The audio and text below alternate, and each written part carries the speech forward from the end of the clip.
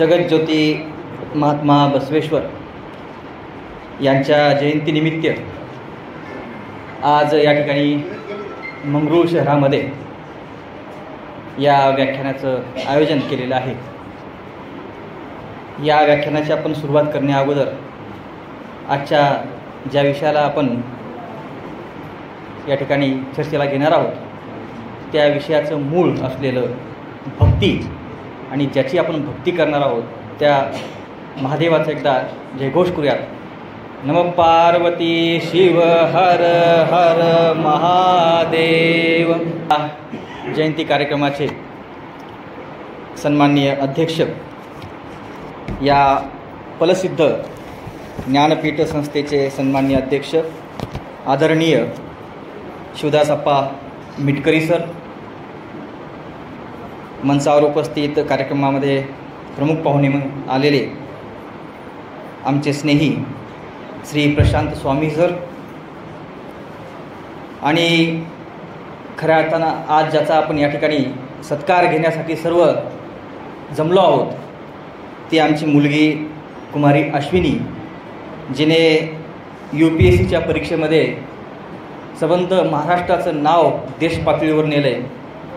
ती आज योगायोगाने या ठिकाणी येऊ शकली नाही, परंतु तिचे पालक, तिचे वडील या ठिकाणी आहेत आणि या प्रसंगी मी त्यांचं मनापासून अभिनंदन करतो, त्या मुलीचं कौतुक करतो। संजयप्पा धामनकर सर, मंचावर उपस्थित आमचे स्नेही बाळासाहेब हवा सर, आणि ज्यांच्या एका शब्दावर मला या ठिकाणी यावंसं वाटलं, त्यांच्या प्रेमाखातर मी या ठिकाणी आलो आहे, ते आमचे आदरणीय लोखंडे सर, आणि उपस्थित सर्व मंगरुळपीर येथील वीरशैव लिंगायत समाजातील समाज बांधव आणि सुजाण नागरिक। खरं तर महात्मा बसवेश्वर या विषयावर किती वेगवेगळ्या पैलूंना आपण समोर ठेवून बोलावं हा एक खूप मोठा प्रश्न आहे। याचं कारण असं की महात्मा बसवेश्वरांनी जे काही चिंतन मांडलेलं आहे ते बहुआयामी स्वरूपाचं आहे। त्याच्या वेगवेगळ्या छटा आहेत, त्याच्या वेगवेगळे पैलू आहेत, त्याचे वेगवेगळे संदर्भ आहेत। प्रत्येक काळामध्ये प्रत्येक विषयाला अनुसरून जर विचार केला तर त्यांच्या प्रत्येक वचनाची प्रासंगिकता आपल्याला लक्षात येते, असे ते वचन आहे। आणि अशा या सगळ्या परिस्थितीमध्ये आज आपण या ठिकाणी शिवभक्त बसवण्णा या विषयावर चर्चा करणार आहोत। मी या व्याख्यानाला व्याख्यान मुद्दामून म्हणत नाही आहे, चर्चा म्हणतो आहे, कारण या ठिकाणी हे सगळे आपले कुटुंबातले आहेत असं मी मानतो, आणि एक संवादात्मक पद्धतीने या ठिकाणी हे व्याख्यान मी आज या ठिकाणी सुरुवात करतो। 2006 मध्ये जेव्हा मी लातूरला शिकत होतो, म्हणजे माझे शिक्षक, माझे गुरुवर्य डॉक्टर नागोराव कुंभार सर यांना PhDची गाईडशिप मिळाली सर, आणि मी महात्मा बसवेश्वर महाविद्यालयात शिकलो लातूरच्या। आणि जेव्हा माझ्या शिक्षकाला गाईडशिप मिळाली तेव्हा पहिल्यांदा त्यांनी मला बोलवलं आणि सांगितलं की तू महात्मा बसवेश्वरांवर PhD कर। मला माहीत नव्हतं महात्मा बसवेश्वरांवर काय नेमकं काम केलं पाहिजे, काही कळत नव्हतं। त्यांनी जो मार्ग दाखवला त्यानुसार मी काम करत गेलो, आणि 2010 मध्ये मी महात्मा बसवेश्वरांचे तत्वज्ञान एक चिकित्सक अभ्यास या विषयावर नांदेड विद्यापीठातून PhD मिळवली। आणि अशा पद्धतीने महात्मा बसवेश्वर माझ्या जीवनामध्ये मला डॉक्टर करण्यासाठी आले। मी त्यांच्या नावामुळे डॉक्टर झालो। नंतर सुदैवाने मला वाशिममध्ये नोकरी लागली, आणि त्या ठिकाणी बसवेश्वरावर PhD करणारे आमचे स्नेही डॉक्टर सच्चिदानंद बिचेवार ते माझ्याकडे आले। आम्ही अधूनमधून चर्चा करू लागलो, बसवेश्वर काय आहे नीट समजून घेऊ लागलो, आणि त्या चर्चेतून पुढे नंतर आमच्या बिचेवार सरांची ही PhD झाली। आणि त्यानंतर महात्मा बसवेश्वरांचं तत्वज्ञान, महात्मा बसवेश्वरांचे विचार, महात्मा बसवेश्वरांचं कार्य समाजामध्ये पोहोचलं पाहिजे ही भावना आम्ही ठेवून खेडोपाडी असू द्या, तालुक्याला असू द्या, दूर अंतरावर कोणीही आम्हाला बोलू द्या, आम्ही तिथे जायचं ठरवलं आणि आपल्या परीनं आपल्याला जे जे काही बसवेश्वर कळाले ते आपण इतरांना सांगितलं पाहिजे ही आमची भावना झाली आणि आम्ही ते काम हाती घेऊन करू लागलो. आणि त्याचाच एक भाग म्हणून आज या ठिकाणी मी या मंगरुळनाथ गावामध्ये आलो आहे. खरं तर ही ज्ञानाच्या संदर्भातली आमची ही सेवा आपल्या सर्व या शिवभक्तांच्या चरणी मी अर्पण करतो. या ठिकाणी शिवभक्त बसवण्णा या विषयावर आपण जेव्हा चर्चा करत आहोत तेव्हा मला आवर्जून या ठिकाणी शिवभक्त म्हणजे काय यावर थोडंसं विचार मांडावासा वाटतो. कारण काय झालं की शिवभक्त म्हटलं की महादेवाच्या मंदिरात जाणारा तो शिवभक्त अशी एक आपली धारणा आहे. ती काही धारणा चुकीची नाही, परंतु ती परिपूर्ण नाही असं मला वाटतं. याचं कारण असं आहे ती साळुंक पिंड म्हणजे शिव असा जो आपण समज करून ठेवलाय तो थोडासा संकुचित वाटतो मला.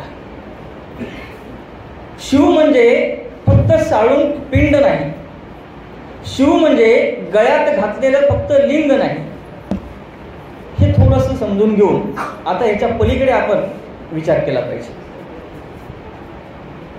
मी तत्वज्ञानाचा प्राध्यापक आहे. खरं तर मी अभ्यासकच आहे, विद्यार्थी आहे तत्वज्ञानाचा. शिकवत अनेक गोष्टी मी सुद्धा शिकत असतो आणि तत्वज्ञानाचा अभ्यासक असल्या कारणाने मागच्या 15 वर्षापासून मी महाविद्यालयामध्ये भारतीय तत्वज्ञान शिकवतो, पाश्चात्य तत्वज्ञान शिकवतो. आणि हे सगळं शिकवत असताना भारताची प्राचीन संस्कृती काय आहे हे जाणून घेण्याचा मी वेगवेगळ्या ठिकाणी वेगवेगळ्या पद्धतीने प्रयत्न केलेला आहे. खरं तर भारतीय तत्वज्ञान हा माझ्या आवडीचा विषय आहे आणि भारतीय तत्वज्ञान आवडीचा विषय असल्या कारणाने भारताची प्राचीन परंपरा काय आहे, त्या प्राचीन परंपरेचे साहित्य काय होते, त्या काळातली संस्कृती काय होती, त्या काळातली धार्मिक स्थिती काय होती, या सगळ्या गोष्टी जाणून घेण्याचा मी सारखा प्रयत्न करीत असतो. आणि या प्रयत्नातूनच मी जेव्हा वेद, उपनिषद, आगम आणि या सगळ्या मूळ ग्रंथांवर आधारित इतर ज्या ग्रंथांचा मी अभ्यास केला तेव्हा असं माझ्या लक्षात आलं की या भारताच्या भूमीवरची सगळ्यात प्राचीन अशी संस्कृती कुठली असेल तर ती आहे शिवसंस्कृती. आपण भारतामध्ये वावरत असताना भारताचा इतिहास किती जुना आहे याचा जेव्हा विचार करतो, काही लोक म्हणतात 5000 वर्षापूर्वीचा, काही लोक म्हणतात 10,000 वर्षापूर्वीचा, काही लोकांचं म्हणणं आहे की त्याही अगोदरची ही संस्कृती आहे.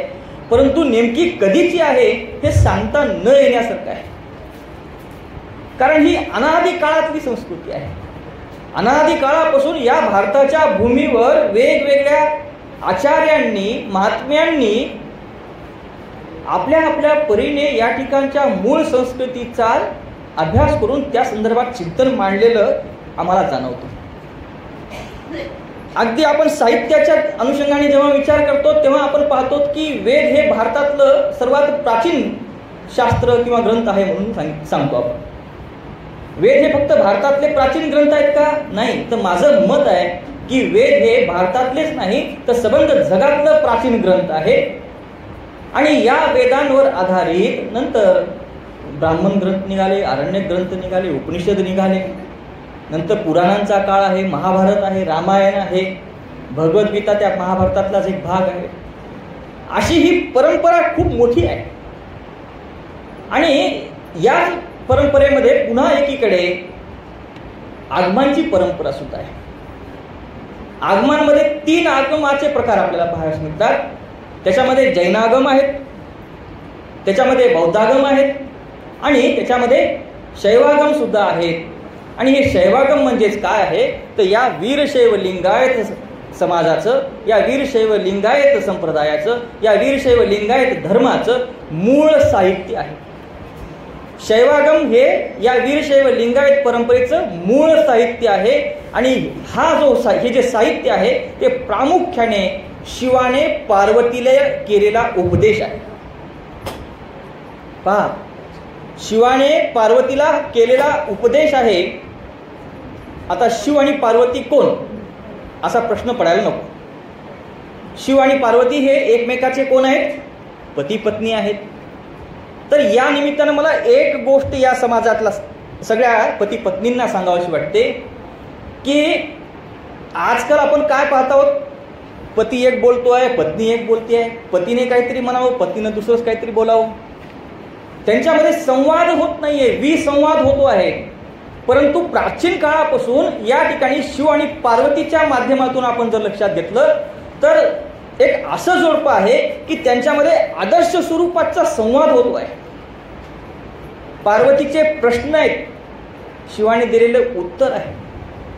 पुन्हा प्रश्न विचारले, पुन्हा त्याच्यावर उत्तर दिले आणि असे सुंदर सुंदर प्रश्न विचारलेत आणि असे मार्मिक उत्तर मिळालेले आहेत की ते वाचल्यानंतर माणूस गदगद होऊन जातो. अशी ही वीरशैव लिंगायतांची ही प्राचीन संस्कृती आहे. आणि या प्राचीन संस्कृतीमध्ये जेव्हा आगमांचा आपण विचार करतो तिथे 28 आगम सापडतात. त्यातली सगळीच्या सगळी आगम ही प्रामुख्याने शिवाने केलेला उपदेश आहे. प्रत्यक्ष संवादामध्ये, शिव पार्वती संवादामध्ये 10 आगम सापडतात आणि बाकीचे काही रुद्र आणि शिवामधला संवाद आहे, रुद्र आणि बृहस्पतींमधला संवाद आहे. अशा पद्धतीने एकूण 28 आगमांचा उल्लेख आपल्याला आगम परंपरेमध्ये करता येतो साहित्याच्या संदर्भाने. आता या सगळ्या साहित्याच्या आधारावर जेव्हा आपण या भारतीय संस्कृतीमध्ये उपासना पद्धत पाहतो तेव्हा या ठिकाणी भारताचं एक वैशिष्ट्य असं आहे सर की या ठिकाणी वेगवेगळ्या प्रकारच्या उपासना आहेत, परंतु सगळ्याच उपासनांना तितकंच महत्व आहे. कोणत्याच उपासनेचं महत्व कधीही कोणीही नाकारलेलं मला जाणवत नाही आणि नाकारण्याचं काही कारणही नाही. जो तो आपल्या आपल्या संस्कृतीनुसार आपल्या आपल्या त्या ग्रंथाचा आधार घेऊन, आपल्या आपल्या त्या साहित्याचा आधार घेऊन या ठिकाणची ती उपासना करीत असतो. आणि मग या उपासना पद्धतीमध्ये मला प्रामुख्याने प्राचीन काळाचा विचार जर केला तर गायत्रीचे उपासक आहेत. गायत्री म्हणजे कोण? गायत्री मंत्र. तुमच्यापैकी अनेकांना गायत्री मंत्र येत असेल. ओम भूर्भुवः स्वः त्याची सुरुवात अशी होते. तर या गायत्रीचा उपासना करणारे त्याच्यानंतर कोण आहेत तर वेद उपनिषदांचे जे अभ्यासक आहेत ते सगळे गायत्रीचे उपासक आहेत. त्याच्यानंतर रामकृष्णाची जी परंपरा आहे ती सुद्धा गायत्रीची उपासक आहेत. या गायत्रीच्या उपासनेच्या नंतर काही लोक असे आहेत की ते शून्याची उपासना करतात. मग त्याच्यामध्ये कोण आहेत? जैन मुनी आहेत, बौद्ध आचार्य आहेत. हे सगळे शून्याचे उपासक आहेत. आणि काही असे लोक आहेत की जे सौर म्हणजे सूर्याची उपासना करणारे आहेत. मग या सूर्याच्या उपासनेमध्ये करणारे कोण? वैकर्तन आहेत, आदित्य आहेत, पौष आहेत, मार्तंड आहेत, सौर आहेत. आणि या सगळ्यामध्ये आणखीन एक उपासना पद्धती जी आजपर्यंत अवंतरपणे सुरू आहे ती म्हणजे शिवाची उपासना पद्धती.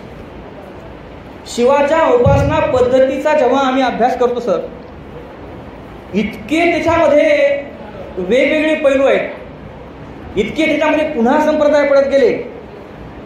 म्हणजे शिव नेमकं कुठल्या पद्धतीने उपासनेचा विषय आहे, एक उपासना पद्धत आहे का असा जेव्हा आम्ही विचार करतो याचं उत्तर नाही. म्हणजे या ठिकाणी मिटकरी सरांना वाटलं की मी शिवाला ध्यानाने जाणून घेतलं पाहिजे, चालतंय.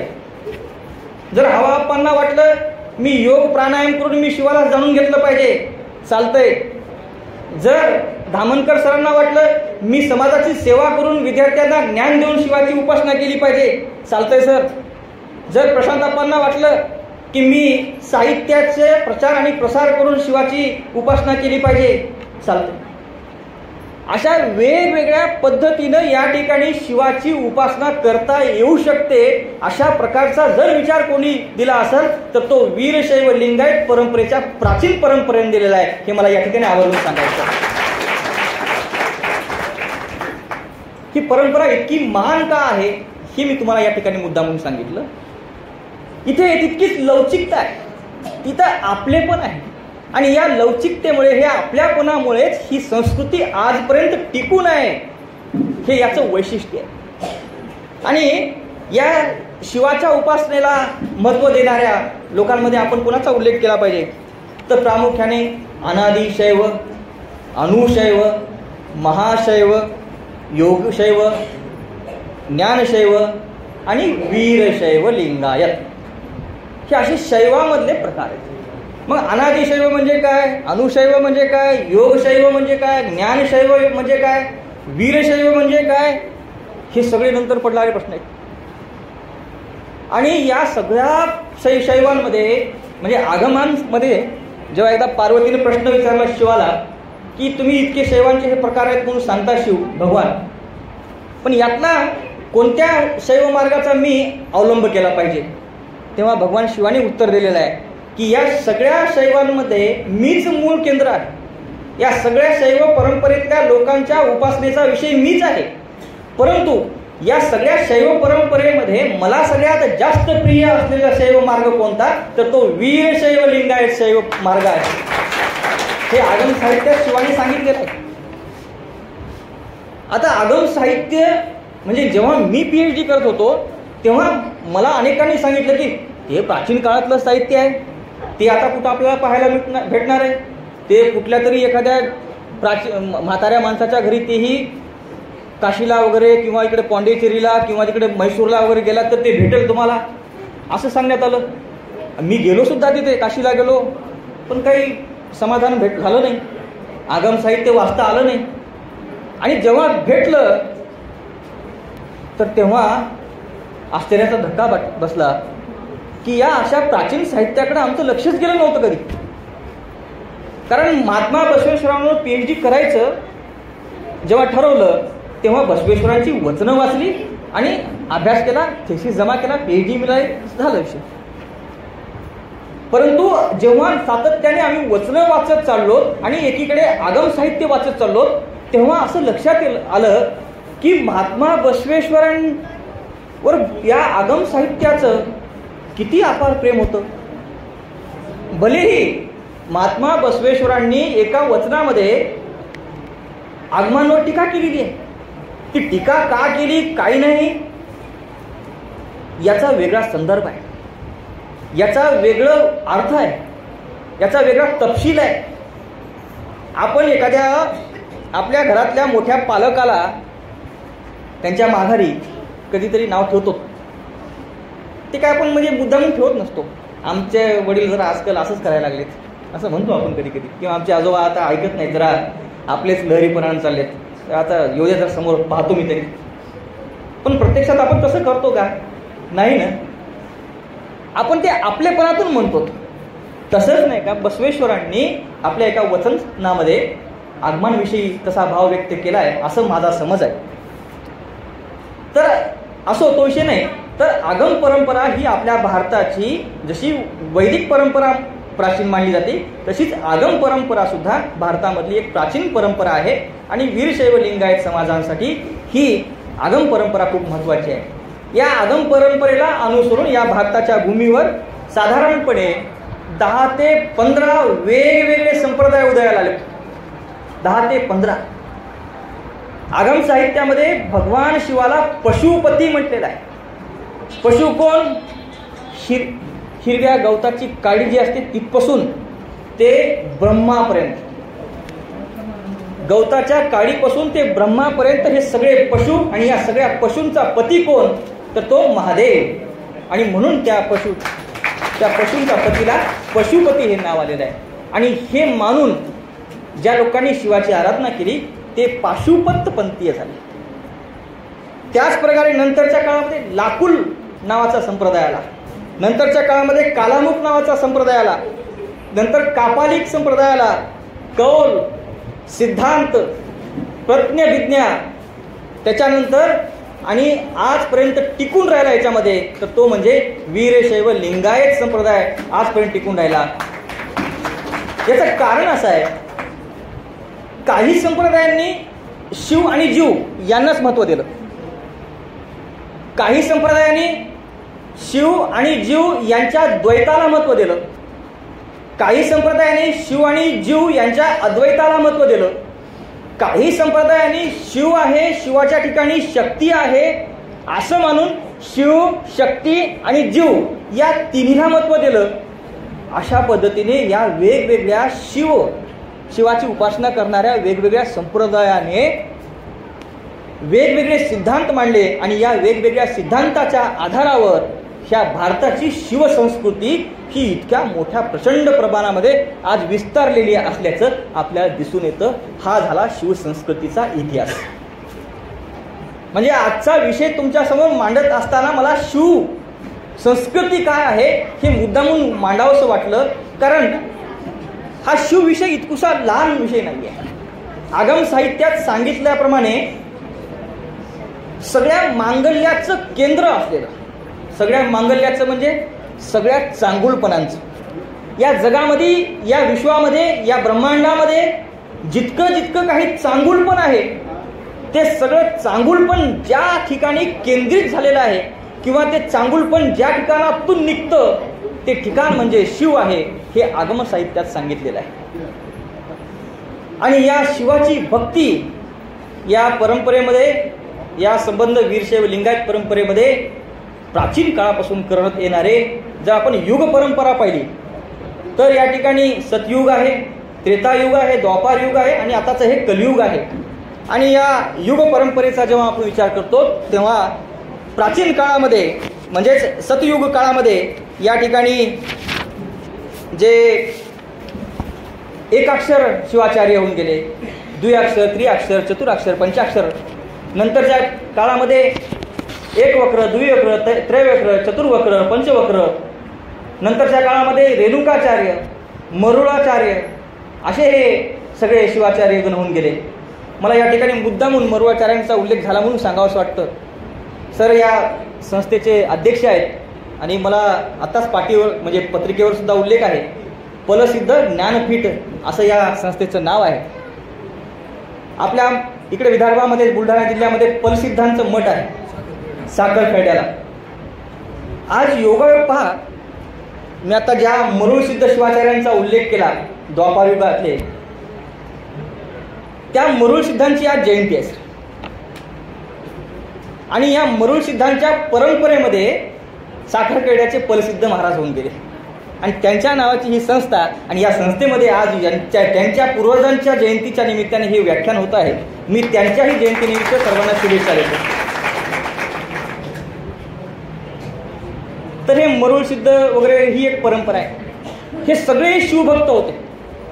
त्याच्यानंतर रेवण सिद्धांची परंपरा आली आणि या रेवण सिद्धांनी सुद्धा मध्ययुगीन कालखंडामध्ये महात्मा बसवेश्वरांचे समकालीन होते ते.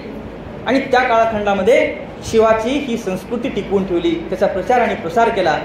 आणि माझ्या अनुभवानुसार, माझ्या वाचनानुसार, जर या भारताच्या भूमीवर शिवसंस्कृतीचा, शिवतत्वाचा सगळ्यात मोठ्या प्रमाणात जर कोणी पुरस्कार केला असेल, कुठं झाला असेल, तर तो वचन साहित्यात झाला. आणि ते वचन साहित्याचे निर्माते कोण आहेत तर जगतज्योती महात्मा बसवेश्वर आहेत. आता काही अभ्यासकांना असं वाटतं की महात्मा बसवेश्वरांच्या पूर्वी काही आचार्य होऊन गेले, काही महानुभाव होऊन गेले, त्यांनी वचनाची रचना केलेली आहे. असू शकतं, परंतु ज्या पद्धतीनं वचन साहित्याला महत्त्व दिलं तशा प्रकारचं महत्त्व महात्मा बसवेश्वरांच्या पूर्वी कोणी दिलं होतं असं मला वाटत नाही. आणि म्हणून महात्मा बसवेश्वरांनी वचन साहित्याच्या माध्यमातून ही शिवसंस्कृती जी जिवंत ठेवली, जी वाढविली, ज्याचा प्रचार आणि प्रसार केला, ते त्यांच्या इतकं काम कोणी केलं नाही हे मला पुन्हा पुन्हा या ठिकाणी सांगावंसं वाटतं. तर महात्मा बसवेश्वरांच्या वचन साहित्यामध्ये शिवाच्या संदर्भानं नेमकं काय सांगण्यात आलंय, मी तो आता महत्त्वाचा विषय या ठिकाणी सुरू करतोय. शिव म्हणजे मांगल्याचं केंद्र आहे हे मी पहिले सांगितलं. या मांगल्यामध्ये चांगलं बरं का. आता आपल्याकडे कधी कधी मंगळ ग्रह लागला वगैरे असं म्हणतो ना, ते सगळं थोतांड आहे. तसं काही नसतं. ते मांगलिक आहे वगैरे वगैरे सगळं ते थोतांड आहे, त्याच्या काही बाबतीत मी बोलणार नाही. तर मांगल्य म्हणजे चांगुलपण, आणि जिथं शिव आहे तिथं चांगुलपण आहे. जे जे चांगुलपण आहे तिथं ते शिव आहे. ही भावना आपण जर ठेवली तर चांगुलपणाच्या म्हणजे शिवाच्या दोन छटा मला दिसून येतात. ते म्हणजे एक निराकार आणि एक साकार. निराकार रूप आणि साकार रूप. निराकार म्हणजे ज्याला काही आकार नाही, ते या ठिकाणी हवा आहे पण त्याला आकार आहे का? नाही, हे निराकार. ज्याला या ठिकाणी हा मोबाईल आहे, याला आकार आहे, हे साकार झालं.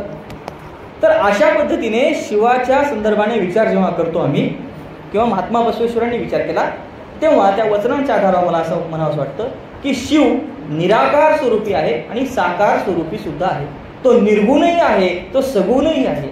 म्हणूनच निर्गुण निराकार निष्कल स्वरूपाय शिवाय नमः असंही म्हटलं जातं. म्हणून सगुण साकार सकल स्वरूपाय शिवाय नमः असंही म्हटलं जातं. तर हे शिवाच्या दोन प्रमुख स्वरूपाविषयी आपण आता या ठिकाणी चर्चा करणार आहोत.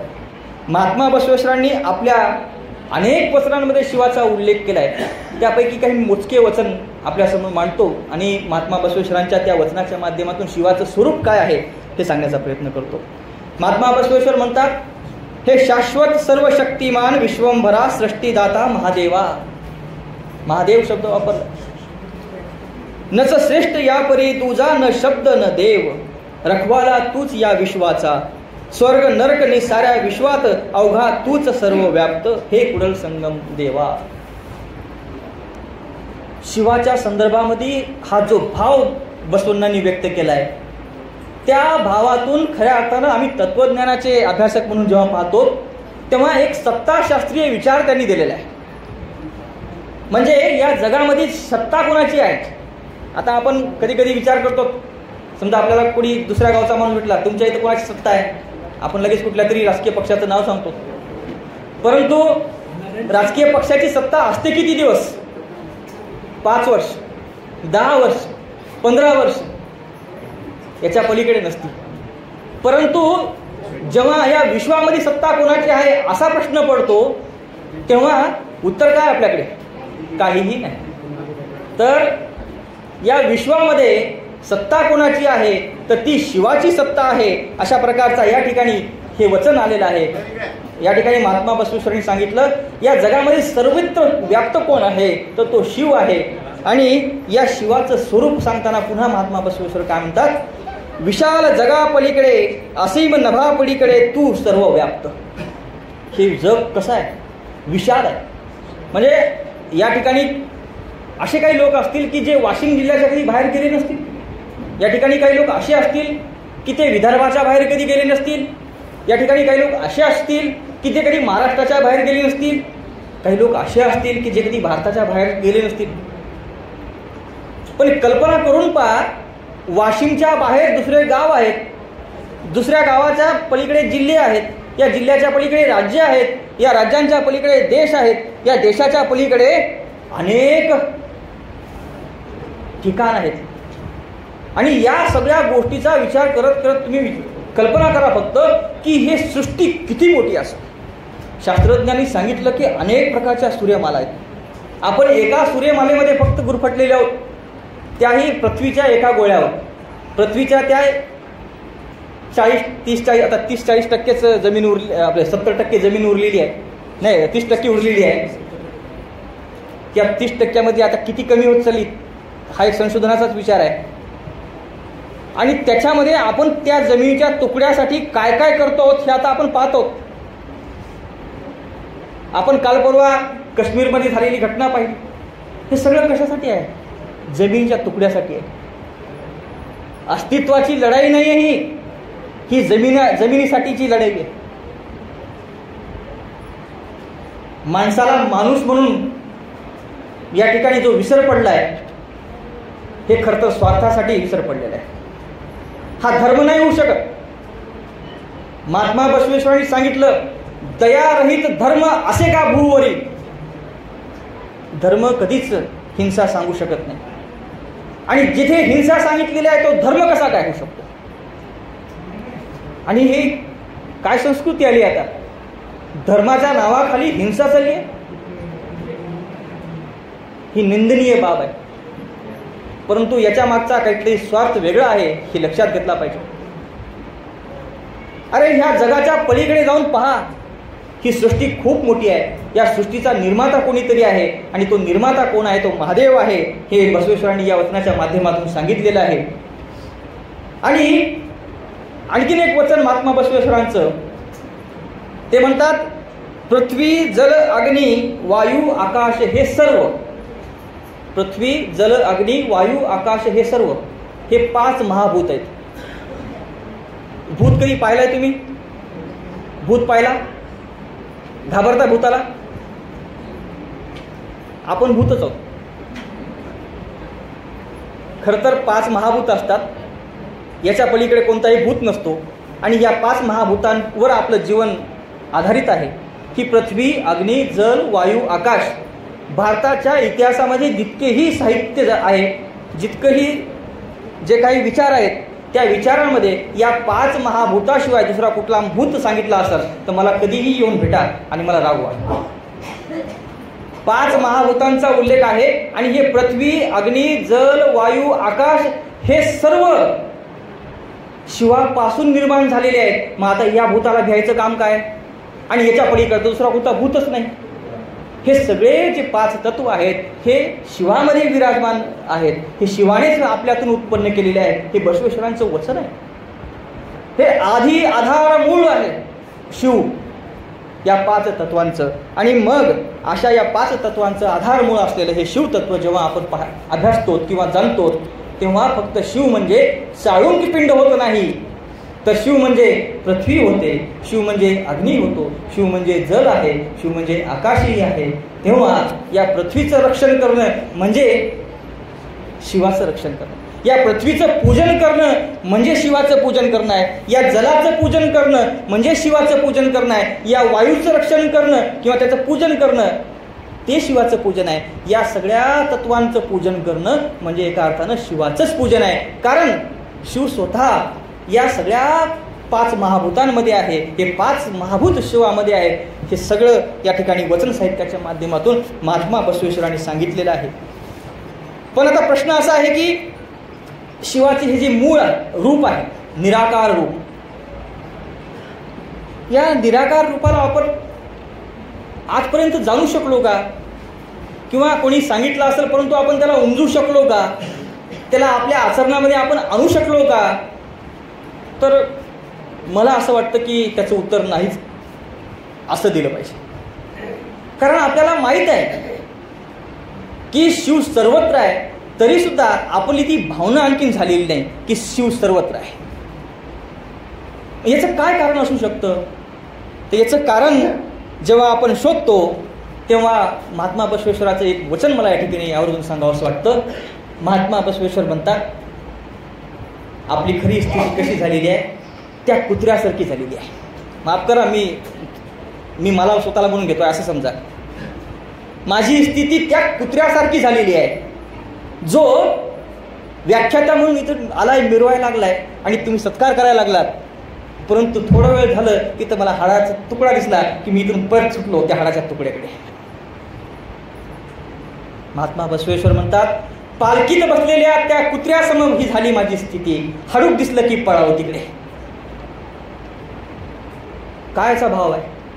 म्हणजे तुम्ही या ठिकाणी जे विकार असतात, काम, क्रोध, राग, मोह, माया, मत्सर, द्वेष, ह्या सगळ्या विकारांनी इतके ग्रस्त झालेले आहात की तुम्हाला अध्यात्माचं, परमार्थाचं, शिवाचं काहीही घेणं देणं नाही.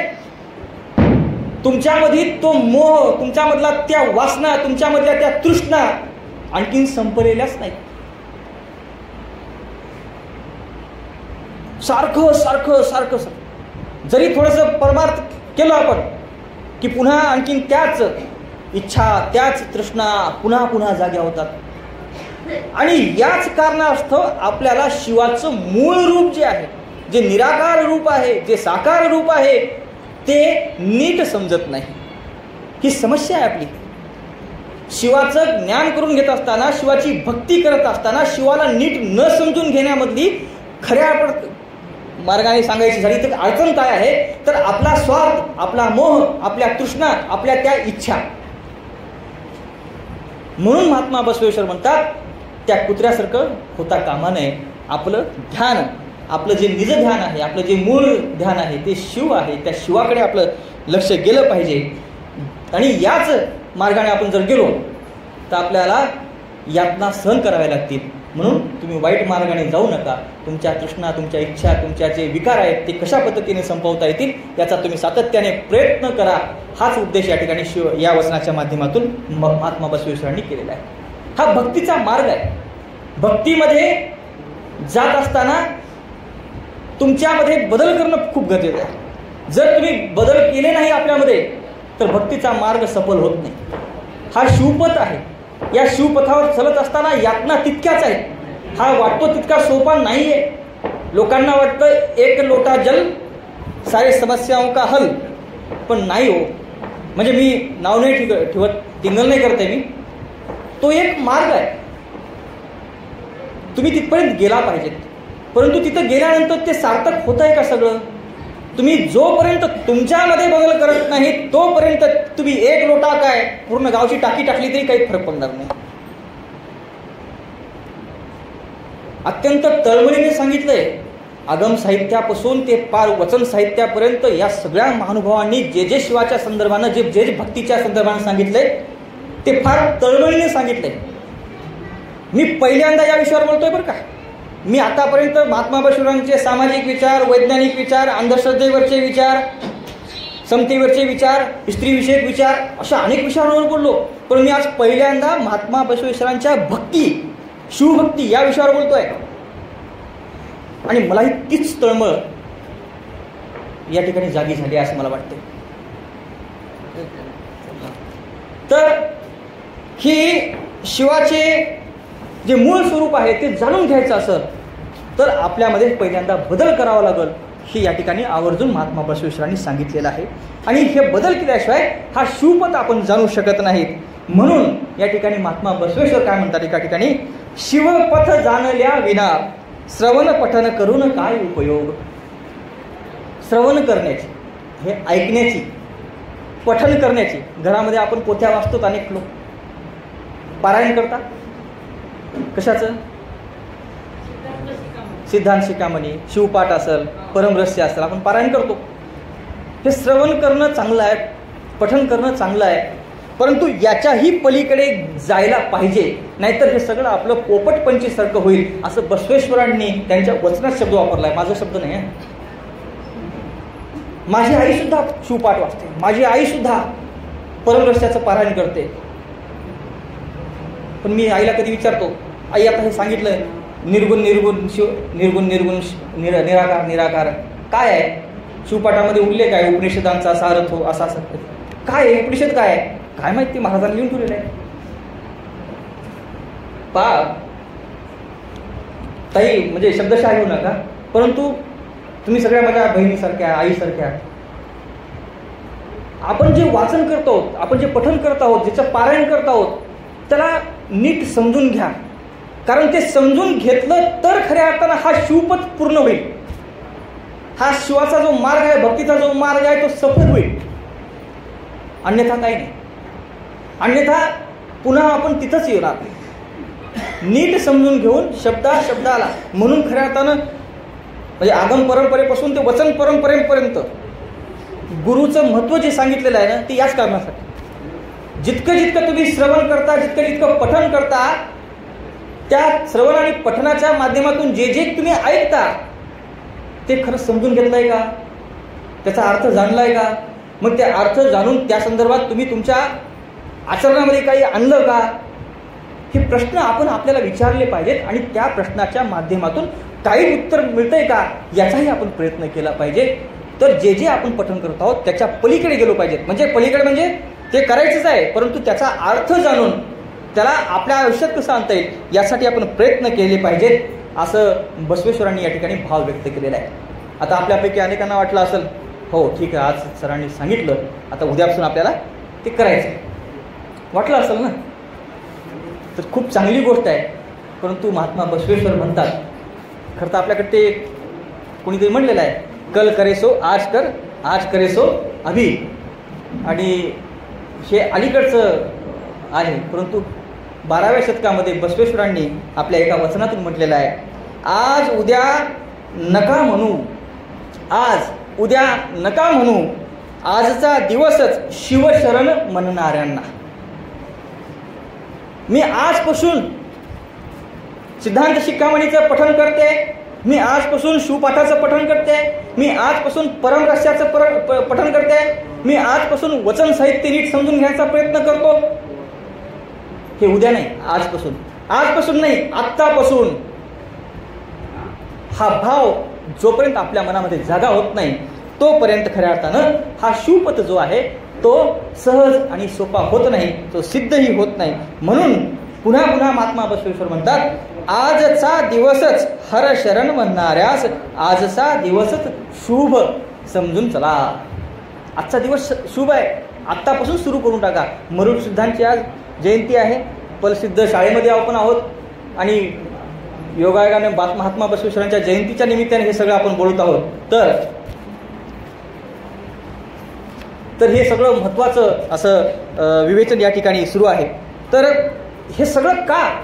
तर तुम्ही शिवाचं मूळ स्वरूप जर जाणून घेतलं आणि त्यानुसार जर आपला आचार आणि विचार व्यक्त केला, व्यवहार आपला तसा ठेवला, तर खऱ्या अर्थानं आपल्या आयुष्यामध्ये इतकं सुख, इतकं समाधान मिळतं की त्याची सांगता सोय नाही. आनंद देणारा हा सगळा तो प्रसंग असतो.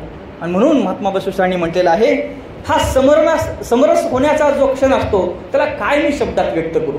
तो शब्दात व्यक्त करता येत नाही. जेव्हा आपल्याला प्रचंड भूक लागलेली असते, परंतु त्या मंदिरातून त्या देवाच्या मूर्तीला पाहिल्यानंतर उठावंच वाटत नाही, तेव्हा तो काय अटॅचमेंटचा भाग असतो तो शब्दात व्यक्त करता येत नाही. असा हा सगळा भाव या ठिकाणी व्यक्त झालेला आहे. परंतु आता दुसरा एक महत्त्वाचा मुद्दा आहे की हे सगळं करत असताना काही साधन असतात. म्हणजे आता आमच्या अश्विनीने इथं UPSCची परीक्षा पास केली आहे, इतकं मोठं अचिव्हमेंट मिळवलेलं आहे. त्याच्या मागं सरांचे काय परिश्रम आहेत. मिटकरी सरांनी त्यांचा अनुभव सांगितला.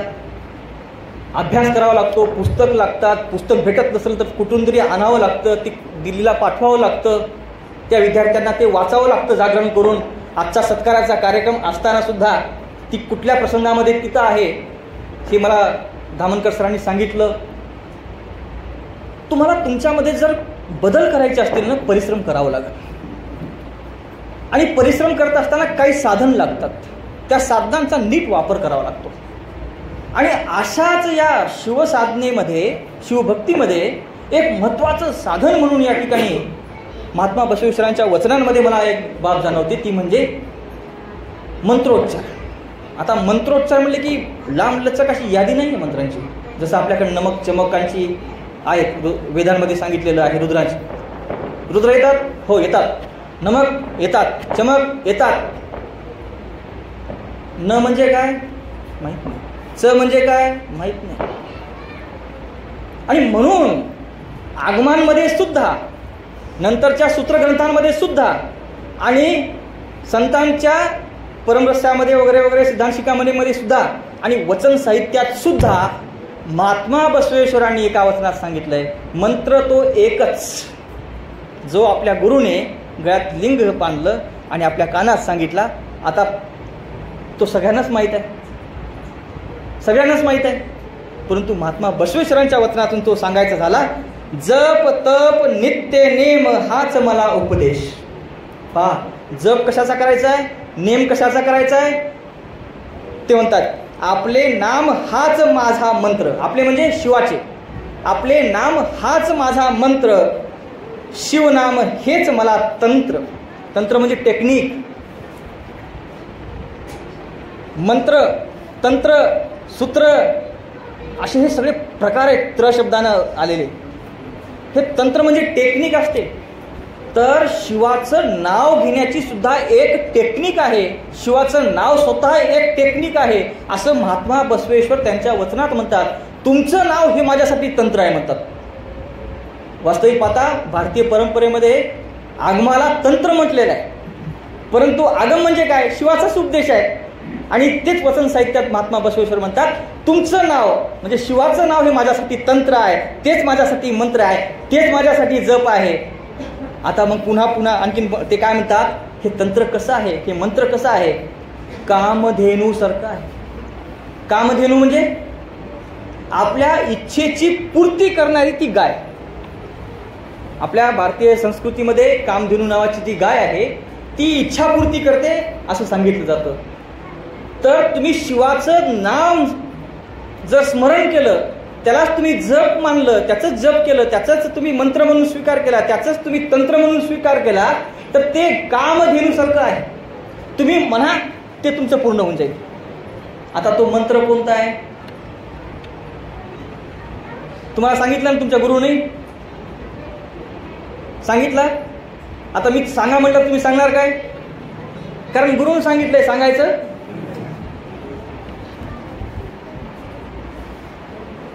किती मोठी समस्या आहे राहत आहे. आता महात्मा बसवेश्वरांचं वचन सांगतो. महात्मा बसवेश्वर म्हणतात, माझ्या मनात दुसरे काहीही नाही. त्यांचं वचन आहे, माझ्या मनात दुसरं काहीही नाही. ओम नमः शिवाय, ओम नमः शिवाय, हाच माझा मंत्र, हाच माझा जप. तुमच्या गुरुने तुम्हाला काय सांगितलं तुम्हालाच माहीत. माझ्या गुरुनं मला काय सांगितलं ते मलाच माहीत. महात्मा बसवेश्वर काय म्हणतात, माझ्या मनात दुसरे काहीही नाही. ओम नमः शिवाय, ओम नमः शिवाय, हाच माझा मंत्र, हाच माझा जप. कुडल संगम देवा, हे आपणच जाणता लिंग देवा. आता हाच मंत्र आहे, हाच तंत्र आहे आणि याच तंत्राच्या आधारावर कामधेनू सारख्या गोष्टी घडणार आहेत. मनात भावना येऊ द्या, मनात इच्छा येऊ द्या, त्या पूर्ण होणार आहेत. परंतु नुसतं एक नाही, म्हणजे या वचनानुसार गुरुनं काय सांगितलं मला माहित नाही. ओम नमः शिवाय हा जो मंत्र बसवेश्वरांच्या वचनात आहे, त्या मंत्राचा उच्चार केल्यानंतर तुमच्या इच्छा कशा काय पूर्ण होतील बरं? काही मला प्रश्नच पडलाय. मी 100 वेळेस नाही, 1000 वेळेस, लाख वेळेस म्हणतो, कोटी वेळेस म्हणतो, झाली का माझी इच्छा पूर्ण? झाली का इच्छा पूर्ण? कशी काय होणार? त्याचं तंत्र काय हे माहित नाही ना. ओम नमः शिवाय मंत्र आहे हे माहित आहे, हे शिवाचं नाम आहे. ओम म्हणजे प्रणव, नम म्हणजे नमस्कार, शिवाय म्हणजे शिव. शिव हे प्रणव स्वरूपी शिवा, मी तुला नमस्कार करतोय असा त्याचा साधा मराठीत अर्थ होतो. झालं, त्याच्यात काय झालं, संपला विषय. मंत्र म्हणणं ते संस्कृतमध्ये, हे मराठीमध्ये भाव व्यक्त केला, झाली काय इच्छा पूर्ण. याला तंत्र उगाच म्हटलेलं नाहीये बसवेश्वरांनी, आणि आगम साहित्याला तंत्र उगाच म्हणत नाहीत भारतीय संस्कृतीमध्ये. तंत्र म्हणजे टेक्निक आहे. एखाद्या माणसाला भांड बनवता येतं ना, ते तंत्र आहे. सगळ्यांना भांड बनवता येत नाही. एखाद्या माणसाला पेंटिंग करता येते, सगळ्यांना करता येत नाही. ते तंत्र असतं, ते तंत्र त्यांनी अवगत केलेलं असतं. आणि हे ओम नमः शिवायचं जे तंत्र आहे ना, ते जाणून घेतल्याशिवाय तुमच्या इच्छा पूर्ण होत नाहीत. कामधेनू तुम्हाला भेटत नाही. कामधेनू गाय असं कुठं जंगलात नाहीये, ती तुमच्या त्या ओम नमः शिवाय मंत्र म्हणण्याच्या पद्धतीमध्ये आहे. आणि ही पद्धत वचन साहित्यात आलेली नाही.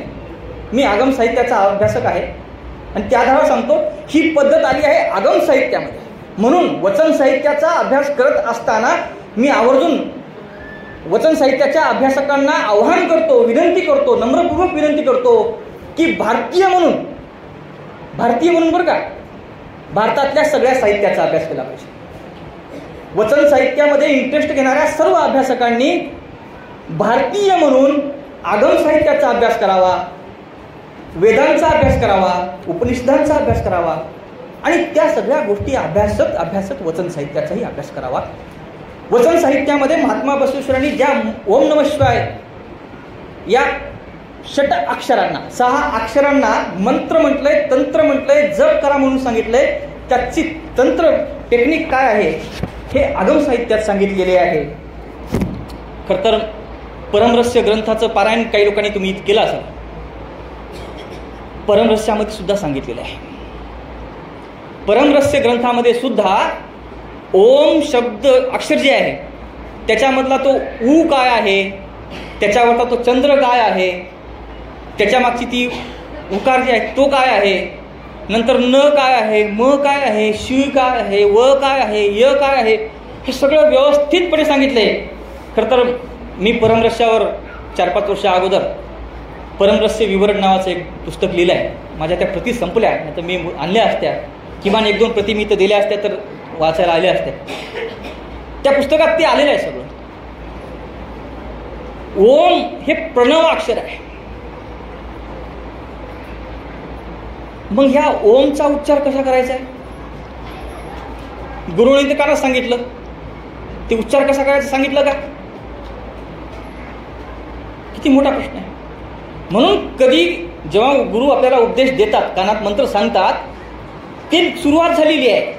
म्हणून सारखं सारखं गुरुचं सानिध्य लाभलं पाहिजे. सानिध्यामध्ये राहत असताना गुरु आपल्याला सांगतात त्याचा उच्चार कसा करायचा, ओमचा उच्चार कसा केला पाहिजे, नमःचा उच्चार कसा केला पाहिजे, शिवायचा उच्चार कसा केला पाहिजे. हे परम रहस्यात आलेलं आहे आणि आगम साहित्यामध्ये आलेलं आहे. म्हणजे आगम साहित्याच्या आधारावर परम रहस्यामध्ये आलेलं आहे ते. तर जोपर्यंत आपण तो उच्चार नीट करत नाहीत तोपर्यंत त्या ओम नमः शिवाय शब्दांना अर्थ लागणार नाही. त्याचा तुमच्या शरीरावर, तुमच्या मनावर, तुमच्या बुद्धीवर, तुमच्या आत्म्यावर प्रभाव पडणार नाही. जेव्हा तुम्ही ध्यानाला बसता, पाणी टाकलं, देव धुतले, हळद कुंकू सगळं भदभद भदभद लावून टाकलं, झाली की एकदा पूजा. हां चल, तुझा डब्बा देते, तुझं इकडे तुमचा ऑफिसचा डब्बा देते, हे सगळं सुरू आपलं प्रपंच. अहो, हा मंत्रोच्चार एक प्रकारचा योग आहे. तुम्ही योग महत्वाचा आहे म्हणून मानता की नाही? प्राणायाम, आसन वगैरे करता की नाही? मग मंत्रोच्चार सुद्धा एक प्रकारचा योग आहे. ओमचा उच्चार कसा केला पाहिजे, नमःचा उच्चार कसा केला पाहिजे, हे सगळं करत असताना नेमकं आपल्या मनामध्ये काय आलं पाहिजे, आपल्या बुद्धीमध्ये नेमका कुठला विचार आपण ठेवला पाहिजे, कुठल्या गोष्टी आपण लांब केल्या पाहिजेत, ही एक टेक्निक आहे सर. मी व्याख्यानाला इथं आलो आहे आणि आता मी विचार करतोय मला वाशिमला जायला उशीर तर होणार नाही ना, नाही जमत. माझी तल्लीनता येत आहे, आता माझं मन येत आहे. तुम्ही इतके शांत आणि मंत्रमुक्त होऊन ऐकतात, माझं मन दुसरीकडे जाऊच शकत नाही. तसंच जेव्हा ओम नमः शिवाय मंत्राचा जप करायचा आहे तेव्हा तुमचं मन त्या मंत्रामध्ये एकाग्र राहिलं पाहिजे, ही भावना पहिल्यांदा जागृत ठेवायची. मग तुम्ही कसे बसतात? आता मी व्याख्यानाला बसलो, मी इकडे चालता चालता इकडे बोललेलं चालेल का? मला इथंच थांबावं लागेल. माझा शब्द या माईकमध्ये बरोबर गेला पाहिजे, ही टेक्निक आहे. तसं ओम नमः शिवाय मंत्राचा जाप करत असताना तुम्हाला कुठल्या आसनामध्ये बसायचं आहे? पद्मासनामध्ये बसायचं आहे का सिद्धासनामध्ये बसायचं आहे? तुम्हाला कसंही बसता येणार नाही. तुम्हाला असं कुबड काढून बसायचं आहे का ताट बसायचं आहे? कसंही बसता येणार नाही. त्याचं तंत्र आहे. आणि या सगळ्या गोष्टी लक्षात ठेवून तुम्ही जेव्हा मंत्राचा जप करता तेव्हाच त्याचा फायदा होतो. आणि म्हणून त्याला तंत्र म्हटलंय, म्हणून त्याला मंत्र म्हटलंय, म्हणून त्याचा जाप केला पाहिजे असं सांगितलंय. हे खूप मोठी एक योग अभ्यास आहे. आणि या अनुषंगाने परमरस्याचा ताई तुम्ही वाचन करता तर मला आनंद आहे. पुन्हा अजून ते तुम्ही काढा आणि ते शोधा. ओम म्हणताना लक्ष कुठं केंद्रित करायचं? आपल्या शरीरामध्ये वेगवेगळ्या 6 चक्र आहेत, काही लोक म्हणतात 8 आहेत. आणि परमरस्यात तर त्याच्यावर खूप चांगलं विवेचन झालं आहे. परंतु जे उपनिषदांवरचे भाष्यकार आहेत, मला वाटतं आज शंकराचार्यांची जयंती आहे. शंकराचार्यांची जयंती आहे का? हां आज ना, आज जयंती. आणखी नाही बघा, एक योगायोगाने आणि सुदैवाची गोष्ट, आज शंकराचार्यांची पण जयंती आहे म्हणून सांगतात. शंकराचार्य ज्यांनी 4 पीठ स्थापन केले. आता काही लोक म्हणतात तुम्ही बसवेश्वरांवर बोलत आहात, आगमांवर बोलत आहात, शिवावर बोलत आहात, आणि तर ते वैष्णव परंपरेतल्या पीठांचं काय घेऊन बसलात? तसं नाही. अध्यात्मामध्ये संप्रदाय हे आडवे येत नसतात. पारमार्थामध्ये संप्रदाय आडवे येत नसतात. भक्ती ही मनातून असते आणि ती मनातूनच व्यक्त झाली पाहिजे. तिथे कुठलं साहित्य, कुठला व्यक्ती आडवा आला नाही पाहिजे. उपनिषदांवर अनेक प्रकारे त्यांनी भाष्य केलेलं आहे. त्या शंकराचार्यांची जयंती आहे म्हणून कळालं आताच. शंकराचार्यांनी सौंदर्य लहरी नावाचा एक ग्रंथ लिहिला आहे आणि त्या सौंदर्य लहरी ग्रंथामध्ये शरीराच्या वेगवेगळ्या अवयवांची चर्चा केलेली आहे. आणि तीच चर्चा परमरस्यामध्ये सुद्धा मला पाहायला मिळते. शरीरामध्ये आपल्या वेगवेगळे चक्र आहेत. ह्या इथं टाळूला एक चक्र आहे, ह्या दोन्ही भुवयाच्या मध्ये एक चक्र आहे, आपलं गुदद्वार तिथे एक चक्र आहे, आपले जननेंद्रिय तिथे एक चक्र आहे, आपल्या नाभीमध्ये एक चक्र आहे, आपल्या इथं हृदयाच्या तिथे एक चक्र आहे, आणि या हृदयापासून इथलचा जो भाग आहे इथे एक चक्र आहे. अशा या प्रत्येक चक्रांवर ओम असा हा आवाज असा बाहेर इकडून आपल्या मेरुदंडाने पुन्हा खाली गेला पाहिजे, आपल्या भूतस्थानात न समोर आला पाहिजे, म शी वा य करत बाहेर निघाला पाहिजे. इथे 16 पाकळ्यांचा उल्लेख आहे. आणि अशा पद्धतीने जेव्हा तुम्ही या मंत्राचा अभ्यास करता, उच्चार करता, तेव्हा त्याचं तुम्हाला फळ मिळतं. हेच या ठिकाणी मला आगम साहित्याच्या आधारावर सांगायचं आहे. निमित्त झालं हे सांगणं, परंतु हे वचन महात्मा बसवेश्वरांच्या वचनामध्ये हा मंत्र आलाय, हा जप आलाय, म्हणून मला या ठिकाणी आवर्जून सांगावंसं वाटलं. आणि या मंत्राचं फळ काय आहे हे सांगतात महात्मा बसवेश्वर. ते म्हणतात, ओम नमः शिवाय मंत्राहून श्रेष्ठ झाले नाही वेद. ओम नमः शिवाय मंत्राहून झाले नाही श्रेष्ठ वेद. ओम नमः शिवाय मंत्राहून श्रेष्ठ झाले नाही शास्त्र. ओम नमः शिवाय मंत्राहून श्रेष्ठ झाले नाही तर्क. म्हणजे वेद असू देत की शास्त्र असू देत की तर्क असू देत, हे ओम नमः शिवाय मंत्रापेक्षा श्रेष्ठ नाहीत. तुम्ही वेदाच्या माध्यमातून वेगवेगळ्या विषयाचा अभ्यास केला असेल, परंतु तिथं ओम नमः शिवाय मंत्राचं टेक्निक नाही सांगितलेली, म्हणून ते श्रेष्ठ नाही.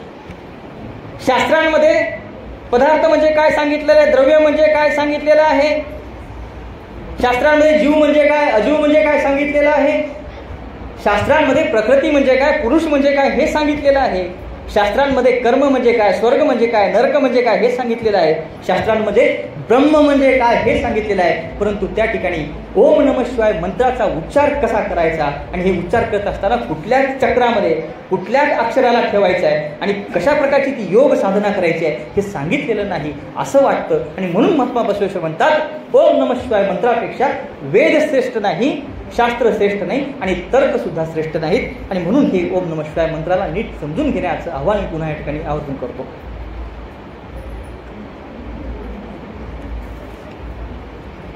या ठिकाणी या निर्गुण शिवाचं स्वरूप जाणून घेत असताना ओम नमः शिवाय मंत्र किती महत्वाचा याविषयी चर्चा झाली आहे. आता या शिवाचं सगुण रूप आहे, साकार रूप आहे, त्या संदर्भात सुद्धा आपण विचार केला पाहिजे. सगुण रूप, साकार रूप. सगुण म्हणजे काय, गुण म्हणजे काय. आपण आता सगुण शब्द सिद्धांशिकामध्ये आहे, परमरस्यात आहे, शिवपाठात आहे. सगुण म्हणजे काय. 3 प्रकारचे गुण असतात, सतोगुण, तमोगुण आणि रजोगुण. सतो, रजो आणि तमो हे 3 प्रकारचे गुण असतात. आणि या 3 प्रकारच्या गुणांची जी साम्य अवस्था असते त्या साम्य अवस्थेला प्रकृती म्हणतात. ही प्रकृती शिवापासून उत्पन्न झालेली आहे. मग या प्रकृतीच्या रूपामध्ये जेव्हा शिव परिवर्तित होऊन आपलं कार्य करतो तेव्हा शिवाला सगुण म्हटले जातं. प्रकृतीपासून हे 5 महाभूत निर्माण झाले तेव्हा शिव अग्नीच्या रूपात सगुण आहे, वायूच्या रूपात सगुण आहे, निर्गुण आहे. निर्गुण तर आहेच ते, परंतु सगुण या रूपाने आहे तो. आणि जेव्हा आपण त्याला साकार म्हणतो तेव्हा हे जे भौतिक जगत आपण पाहत आहोत या भौतिक जगताच्या रूपामध्ये हे शिव साकार असल्याचं आपल्याला या ठिकाणी दिसून येतं. आणि या साकार शिवाला महात्मा बसवेश्वरांनी लिंग रूपात स्वीकारलेलं आहे. लिंग हे जे तत्व आहे ते या शिवाचं साकार रूप आहे. मग या लिंगाची स्थिती कशी आहे. आपल्या घरात लिंग आहे, कुठल्या रंगाचं असतं ते लिंग.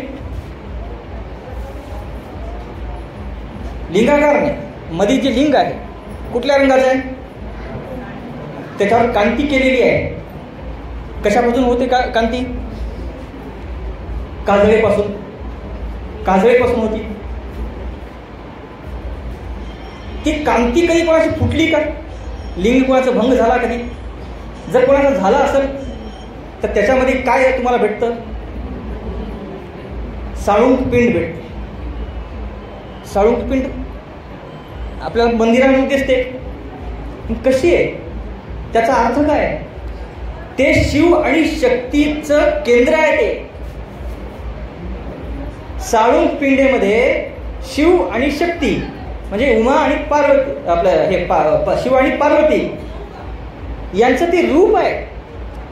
आणि म्हणून परमरहस्यामध्ये तिथं म्हटलेलं आहे, हे लिंग जे आहे, लिंगमेव परब्रह्म तस्य नाम चराचरम असं म्हटलेलं आहे. आणि ते जगताचं कारण आहे म्हणून सांगितलेलं आहे.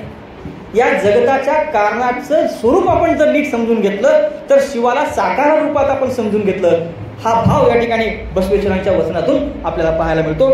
आणि ते साकार रूप काय आहे, ते लिंग आहे. लिंग किती प्रकारचे आहे आपल्याला एकच माहिती आहे. आपल्या घरात असलेला तो कोणता, काय म्हणतो त्याला आपण, इष्टलिंग. आणि जे मंदिरात आहे त्याला आपण काय म्हणतो, शिवलिंग. याच्या पलीकडे आणखी माहित आहे, हा स्थावरलिंग. हा आणखी तर त्याच परमरहस्यामध्ये आणि वचन साहित्यात अनेक ठिकाणी या वेगवेगळ्या लिंगांची चर्चा झालेली आहे. इष्टलिंग, प्राणलिंग आणि भावलिंग, हे 3 प्रकारचे लिंग आहेत. हे शिवाचं साकार रूप आहे सर, शिवाचं साकार रूप मी सांगतोय. इष्टलिंग, प्राणलिंग, भावलिंग. इष्टलिंगाची आपण रोज पूजा करतो, परंतु प्राणलिंगाची पूजा कशी करता येईल, तर प्राणाचं स्वरूप जाणून घेणं म्हणजेच प्राणलिंगाची पूजा आहे. आता प्राण म्हणजे काय, आपला जीव नाही, तर प्राणाचा अर्थ सुद्धा वेगळा आहे. प्राणाचे 7 प्रकार उल्लेखित आहेत शास्त्रांमध्ये. प्राण, अपान, व्यान, सान अशा पद्धतीने ते 7 प्रकार आहेत. या शरीरामध्ये असलेले 7 प्रकारचे वायू, सप्तवायू म्हणतात त्याला, ते सप्तवायू म्हणजेच 7 प्राण आहेत. आणि या प्राणाचं स्वरूप जाणून घेणं म्हणजेच प्राणलिंगाची पूजा आहे. भावलिंगाची पूजा म्हणजे काय, आपल्या भाव भावना समजून घेणं, दुसऱ्यांच्या भाव भावना समजून घेणं. नुसत्या आपल्या भाव भावना समजून घेऊन जमत नाही, दुसऱ्यांच्याही भाव भावना समजून घ्यावे लागतात. तेव्हा खऱ्या अर्थानं भावलिंगाची पूजन केल्यासारखं आहे. आणि या 3 लिंगांपासून मग गुरुलिंग, चरलिंग, शिवलिंग, आचारलिंग, प्रसादीलिंग आणि महालिंग असे 6 लिंग एकूण निर्माण झालेले आहेत. म्हणजे 3 लिंग ते त्याच्यानंतरचे हे 6 लिंग, आता एकूण किती झाले, 9 लिंग झाले. परंतु या 9 लिंगाशिवाय कधी आपण विचार केलाय का की हे देह सुद्धा लिंग आहे, हे देह सुद्धा लिंग आहे सर. पहा, हे आध्यात्मिक विषय काही लोकांच्या डोक्यावरून जात असतं, मला क्षमा करा, नाविलाज आहे माझा. परंतु हे अध्यात्म जर समजलं ना, जीवन पार झालं, दुःख सगळे संपले जीवनातले. म्हणून नीट समजून घेतलं पाहिजे. हे शिवाचं स्वरूप सांगतोय मी, शिवभक्ती सांगतोय. शिवभक्ती म्हणजे पुन्हा पुन्हा तेच नाही, एक लोटा जल सारे समस्याओं का हल, असं इतकं म्हणण्यापुरतं शिव तत्व नाहीये, इतकं म्हणण्यापुरतं शिवाची भक्ती नाहीये. शिवाचं निराकार स्वरूप, निर्गुण स्वरूप जाणून घेणं, त्याच्यासाठी जो मंत्र आहे तो मंत्र काय आहे तो जाणून घेणं, त्या मंत्राचा उच्चार कसा करायचा ते जाणून घेणं, त्याचा प्रभाव आपल्या शरीरावर, आपल्या देहावर करून घेणं, आपल्या मनामधले सगळे विकार नाहीसे करणं, हे सगळ्या पद्धतीनं असं करणं म्हणजे शिवभक्ती आहे. आणि ही शिवभक्ती वचन साहित्यामध्ये सांगितल्याप्रमाणे बसवण्णांनी केलेली आहे. म्हणून खऱ्या अर्थानं जगज्योती महात्मा बसवेश्वर आहेत. ते नुसतं ते महामंत्री होते, त्यांनी सगळ्या जाती धर्माच्या लोकांना एकत्र घेतलं, इतक्या पुरते नाहीत महात्मा बसवेश्वर. ते कट्टर शिवभक्त होते. आचरणामध्ये शिवाची उपासना आता मी ज्या पद्धतीने सांगतोय त्या पद्धतीने त्यांनी आणलेली होती. नुसतं ते जातीभेद दूर केला वगैरे इतक्या छोट्या गोष्टी असं म्हणून जमणार नाही. स्वतःमध्ये बदल करून घेतला, हे सगळ्यात महत्वाचं जाणून घ्या. महात्मा बसवेश्वरांनी स्वतःमध्ये बदल करून घेतला आणि तेव्हाच त्यांच्या हातून समाजामध्ये बदल घडवून आले. समाजामध्ये जर बदल घडवायचे असतील, चांगुलपणा आणायचं असेल तर पहिल्यांदा स्वतःमध्ये बदल घडवावा लागेल, आपल्यामध्ये चांगुलपणा आणावं लागेल. अन्यथा या सगळ्या गोष्टीच्या नुसत्या भाकड कल्पना आहेत असं म्हणावं लागेल. तर या साकार स्वरूप शिवाचं स्वरूप जाणून घेतल्यानंतर, जाणून घेत असताना लिंग म्हणजे काय नीट समजून घेतलं पाहिजे. लिंगाचे काय काय प्रकार आहेत हे समजून घेतलं पाहिजे. आता मी इष्टलिंग, प्राणलिंग, भावलिंग सांगितले, त्याच्यानंतरचे 6 लिंग सांगितले. परंतु देह सुद्धा एक प्रकारचा लिंग आहे. आणि म्हणून या देहाची विटंबना होता कामा नये, या देहाचा नाश होता कामा नये, या देहाचा अपमान सुद्धा होता कामा नये, हे देह दूषित सुद्धा होता कामा नये. त्या देहाला पावित्र्य ठेवणं तितकंच महत्वाचं आहे. या जर देहाला आपण वांग मार्गाला लावलं, या देहाच्या माध्यमातून वाईट कर्म घडली, या देहाच्या माध्यमातून ही जी इंद्रिय आहेत, या इंद्रियाच्या माध्यमातून वाईट पाहिलं, वाईट ऐकलं, वाईट बोललं, वाईट खाल्लं, वाईट पिलं, तर शिवभक्तीमधले अडथळे वाढत जातील. म्हणून परमरहस्यामध्ये एक उदाहरण तिथं दिलेलं आहे आणि अल्लम प्रभूंच्या वचनामध्ये सुद्धा मला ते थोडाफार त्याचा दृष्टांत देतो. चुलीवर आपण पाणी गरम करायला ठेवतो, भांडं किंवा पातेलं असतं, 5 मिनिटात गरम होतं. वाफ निघाली की आपण समजतो पाणी गरम झालं. पाणी ओततो बकेटीमध्ये, आंघोळीला घेऊन जातो किंवा त्याचं काय काम असतं ते करतो आपण. पातेलं गरम झालं याच्याकडे कधी लक्ष जाते का आपलं? इष्टलिंगाची पूजा करतो हातावर घेऊन, मनामध्ये प्रसन्नता वाटते, पण या इष्टलिंगाला पाहणारे हे नेत्र आहेत. नेत्र म्हणजे हे शरीर आहे, हा देह आहे. हा देह सुद्धा त्या लिंगाला पाहत पाहत पाहत मध्ये प्रसन्न होत चाललाय, याच्याकडे आपलं लक्षच नाही. मन प्रसन्न झालं लिंगाला, पण लिंग आहे मुळात प्रसन्न, ते चांगलंच आहे, ते शुभ आहे, ते शिव आहे. आणि ह्याला पाहत पाहत माझं मनही शिव झालं, शुभ झालं, चांगलं झालं, निर्मळ झालं, पवित्र झालं, प्रसन्न झालं म्हणतो. परंतु या देहाला आपण विसरतो.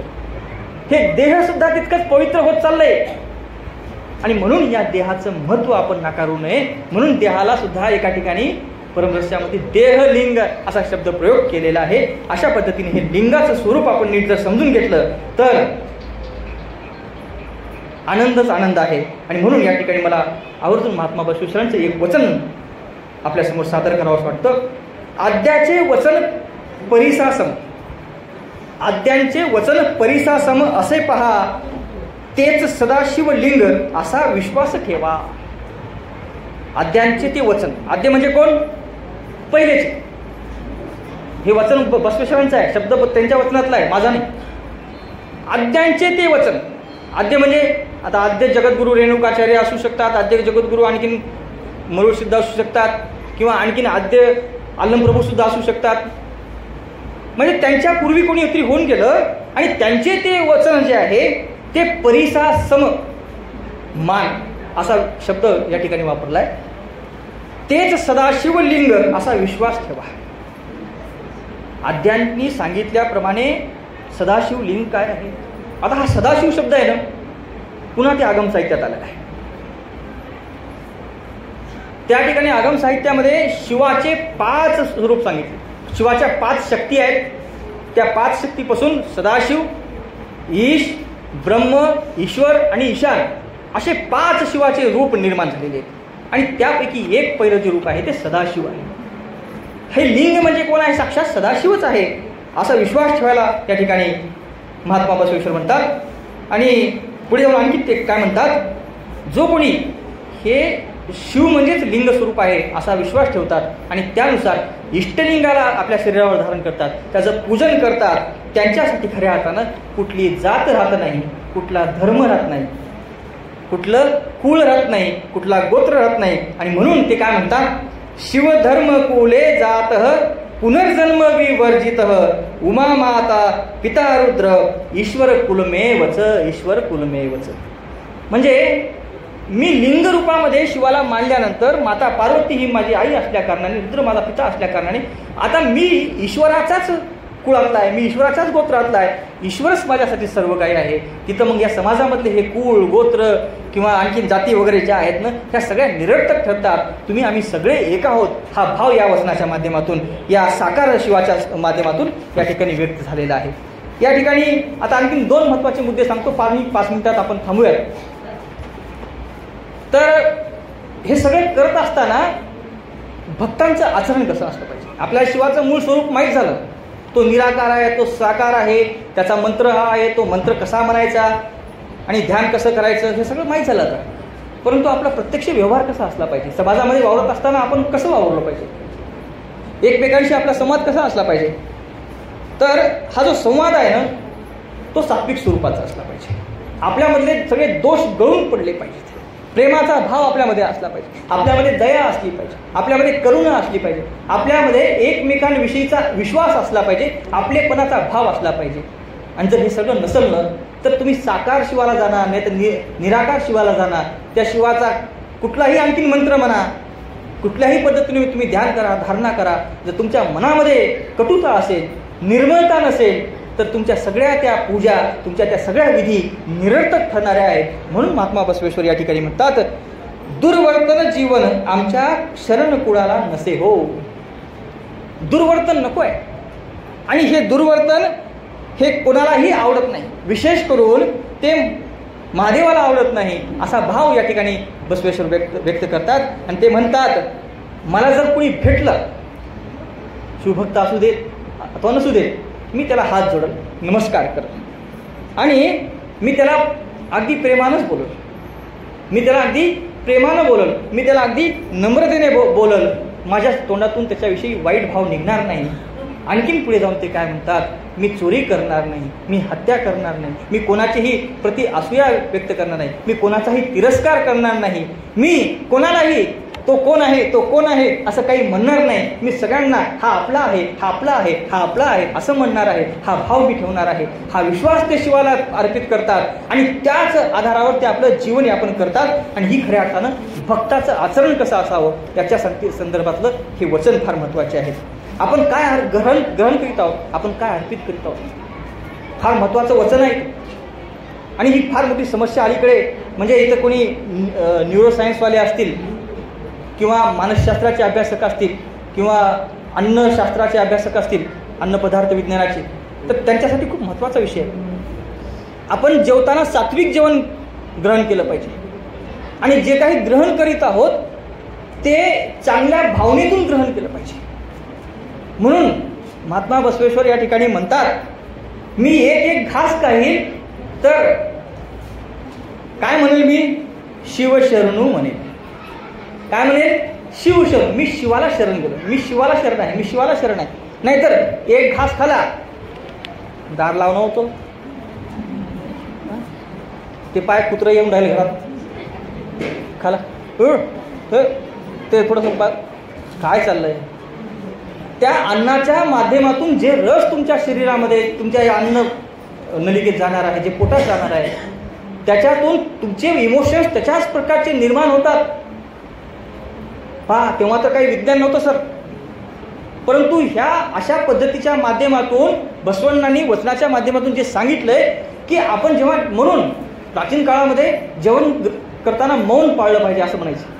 परंतु महात्मा बसवेश्वर त्याच्याही पुढे जाऊन म्हणतात, मौन पाळणं का, कारण मनातल्या मनात कल्पना केल्या तर काय करता, मनातल्या मनात ते सावकार आला का आपले पैसे मागायला, मी नाही म्हणून सांग, पण जेवण झाल्यावर. म्हणून महात्मा बसवेश्वर म्हणतात, मनातल्या मनातही काही येऊ नये म्हणून काय म्हणायचं आहे, शिवशरणू शिवशरणू, शिवाला नमस्कार करतो, शिवाला शरण गेलो, अशा प्रकारचं म्हणत राहायचं आणि घास खायचं. घास पुन्हा ते घास संपला की आणखीन ते मंत्र म्हणायचं, आणखीन खायचं. अशा पद्धतीनं आपण अन्न ग्रहण करताना भाव ठेवला पाहिजे. आणि जेव्हा आपण काही करतो, काय आपल्याकडे पैसा येतो, कुठली वस्तू येते, तेव्हा ती माझी नाही आहे, या शिवाने मला दिलेली आहे, अशा प्रकारचा भाव तिथे व्यक्त झाला पाहिजे. आणि अशा पद्धतीने आपण शरीर, मन आणि बुद्धीने आपल्या आत्म्याला शिवस्वरूप करून घेतलं पाहिजे. खऱ्या अर्थानं आत्म्याला शिवस्वरूप करून घेणं, आपल्या मनाला शिवाच्या प्रती समर्पित करणं, ही बुद्धी शिवाच्या निगराणीमध्ये नियंत्रित ठेवणं, हीच खऱ्या अर्थानं शिवभक्ती आहे असं मला या ठिकाणी आवर्जून सांगावं असं वाटतं. या सगळ्या वचनांच्या आधारे मला या ठिकाणी मंगरुळनाथ येथील वीरशैव लिंगायत समाजाच्या वतीने त्या व्याख्यानाला बोलवलं, बोलण्याची संधी दिली. आपणही सर्वांनी शांतपणे आणि एक चर्चेच्या माध्यमातून हे व्याख्यान ऐकून घेतलं, त्याकरिता मी आवर्जून या ठिकाणी आपल्या सर्वांचं ऋण व्यक्त करतो. मी लोखंडे सरांचा आभारी आहे, त्यांनी मला आपल्याशी संवाद संधी उपलब्ध करून दिली. मंचावर कार्यक्रमाचे अध्यक्ष आहेत, त्यांची परवानगी घेऊन मी या ठिकाणी थांबतो. धन्यवाद.